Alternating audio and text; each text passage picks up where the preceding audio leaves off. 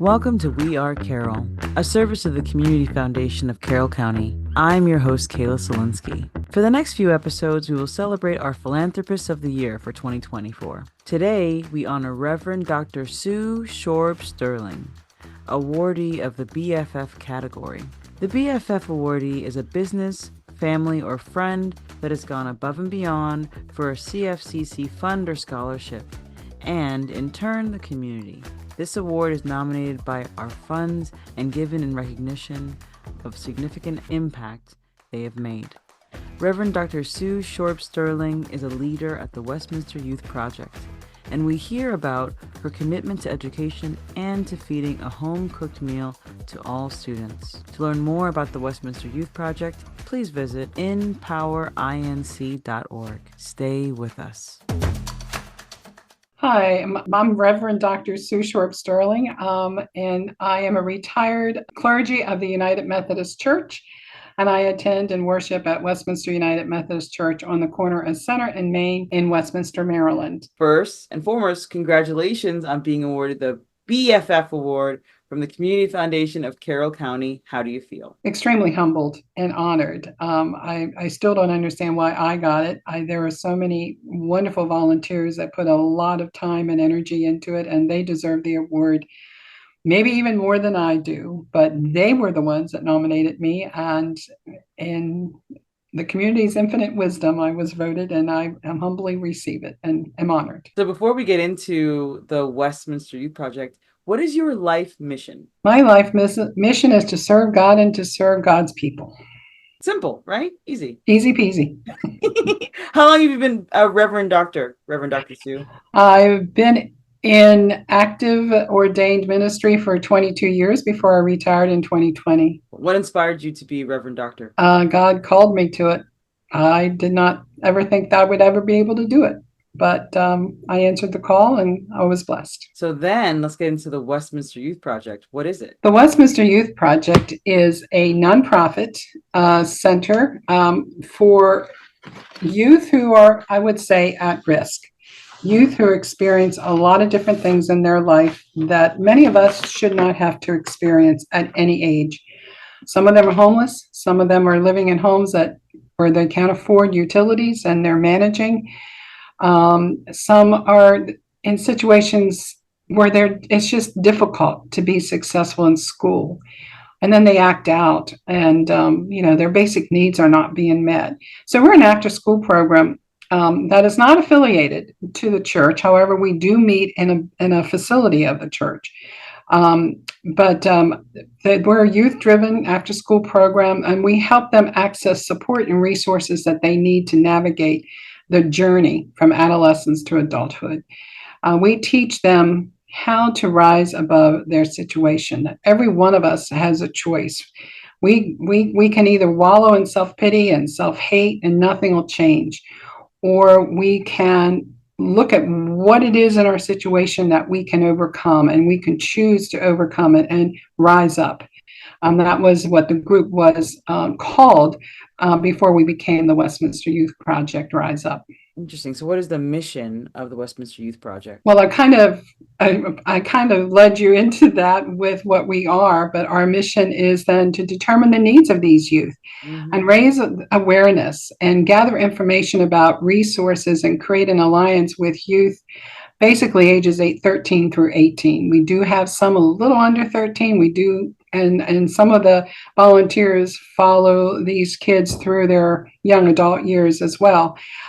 Some are referred through community organizations and agencies, and some just come with their friends. How old is the Westminster Youth Project? It is about a year old now, a little over a year. Now, this group of kids were meeting before them under another organization, but that organization closed very suddenly. And I was volunteering with them. I retired during COVID. And then as COVID was, as we were reopening from COVID, I was looking for some place where I could serve and volunteer. And I heard of this group and I thought, well, I worked with youth groups throughout my career, and maybe I can offer something to them. And I saw how these youth bonded with each other, and I saw how the youth bonded with the adults who were supervising them and help mentoring them. And when we received news that the next day our center was closing, the kids said, well, we don't need to meet in the building. We can meet in the city playground. Wow. And as the adults in the room were processing this information, I thought, I know of a building that was bought by Dan and Eleanor Shipley, very well-respected people in our community here, to serve youth. And it sits there empty all week. And it is open on Sundays for this youth Sunday school and for the youth group in the evening. But during the week, it's empty. So I pulled my phone out while everybody else was processing this information and texted the pastor, Reverend Dr. Malcolm Stranathan, who's also a close friend of mine. I shared what the situation was, and I said, what's the possibility of us meeting in the youth house during the week after school? And his immediate reply was, yes, we can do that. And so within 3 weeks, we had formed and renamed Westminster Youth Project, and we were meeting in this building Monday through Thursday from 3 to 7. And what we do there from 3 to 7 is the kids come in from school, they'll get a snack, we help them with their homework, we feed them dinner at 5 o'clock. Some of these kids come in and they will say they haven't had anything to eat all day, or they've had very little to eat all day. And so feeding them is really important, because no one can function well or be successful on an empty stomach. So part of what my role has developed into is feeding the kids on Monday and Tuesdays, a good home-cooked meal. I have various friends from the church that will help me cook on Mondays. We feed them out of the church kitchen on Mondays, and then we cook enough so that they can warm up leftovers on Tuesdays and have a home cooked meal Monday and Tuesdays. Usually 2 different groups of kids that come in Monday and Tuesday, so they're not like getting leftovers. And then Wednesday and Thursday, different volunteers from the community will bring food in, or different restaurants have donated food for dinner. So they get dinner 4 nights a week at 5 o'clock. And was it your idea to start cooking? Whose idea? Was that how it's always been, or was that someone's idea to cook foods? They were getting food from another resource, and it suddenly stopped. And this was back when we were with the other organization. And I said, well, my first degree is in home economics, and I've raised my family and cooked, dinners for them. I can do this. And I thought this would be a great opportunity to help teach the kids how to function in a kitchen and how to prepare meals for themselves. So that's how that got started. And I would have one of the youth in the kitchen with me. And it was interesting because some didn't know how to turn on a stove. They had no idea how to boil water to cook spaghetti noodles, for instance. I was teaching them how to bake. I was teaching them, in fact, we even made zucchini bread. All of us made zucchini bread one day because I had a lot of zucchinis in the garden and I needed to find a source for them. One time we made pickles because I had a lot of cucumbers in the garden. So I was teaching the kids how to cut with a knife, just simple skills that all of us take for granted because there isn't anyone in their life, or many of them do not have someone in their life to teach them these things. Some of them do, but not all of them. Mm-hmm. So what are some goals that you have for your students that are in the Westminster Youth Project? Our goals is that they can, as I said, rise up from their situation and give them the resources that they need, give them the support that they need. We value them. Each one is valued, and we try to provide a safe space for them where they are heard and seen and are accepted as they are. But we also teach restorative justice principles, and that is that when they act out, when they hurt another, to look at their feelings, what's happening inside of them at the time, why did they do what they did, and then also try to repair the damage they did to another.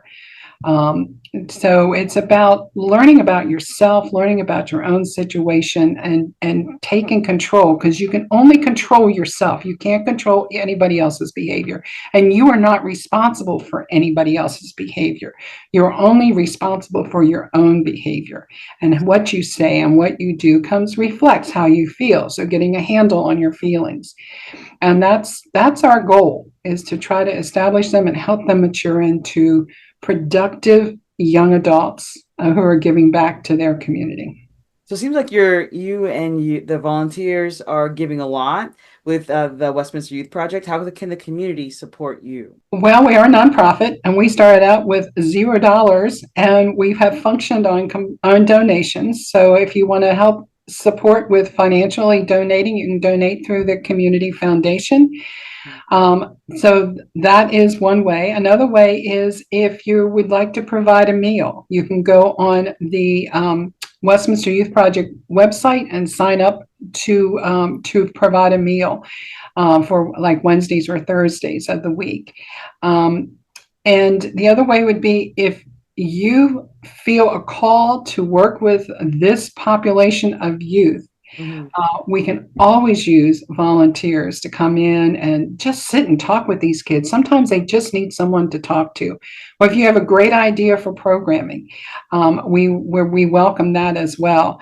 We are connecting with different agencies now within our county, and are able to do a lot more than what we did when we first started. So we were kind of like building the bridge as we were walking across it, but now we're a little more established, and things are happening in a more, I want to say, regular or more of a routine way, and making the connections within the community. We do background checks on every adult that comes in to volunteer, so that is a must. And that takes a little bit of time, but then we'll be able to place you and connect you with perhaps a child or two, or a youth or two, that just need that extra buddy.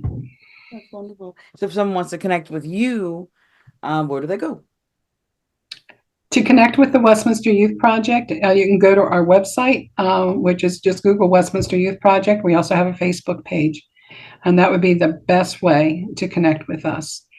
Angel Hill is our leader, and she's the one that manages those sites. And Angel is just a delight. She has been working with this population of youth her entire life, and she is just such a remarkable woman in how she connects with these kids and holds them accountable and helps them mature.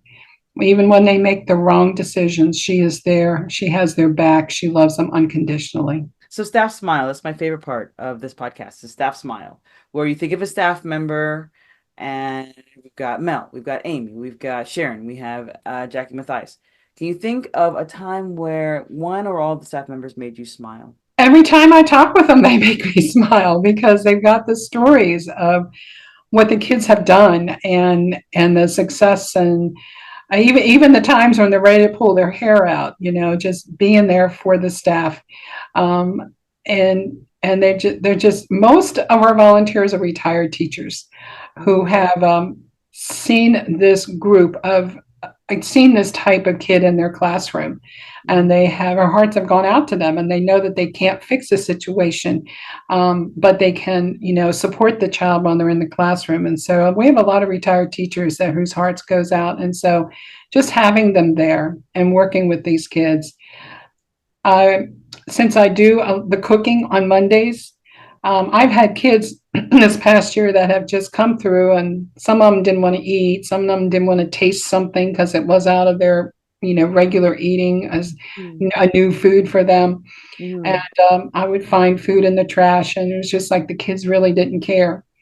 Well, sometime this past spring, that changed. And I was getting kids coming back into the kitchen going, "Thank you, Miss Sue. That was a delicious dinner." That really made me smile. I felt like we were making some progress there. Beautiful. Thank you so much for your time. This has been really wonderful. You're welcome. And thank you for your time and for interviewing us. Thank you so much for listening to today's episode. To hear more, please subscribe and follow wherever you get your podcasts. To learn more about the Community Foundation of Carroll County, please visit wearecarroll.org. Talk to you soon.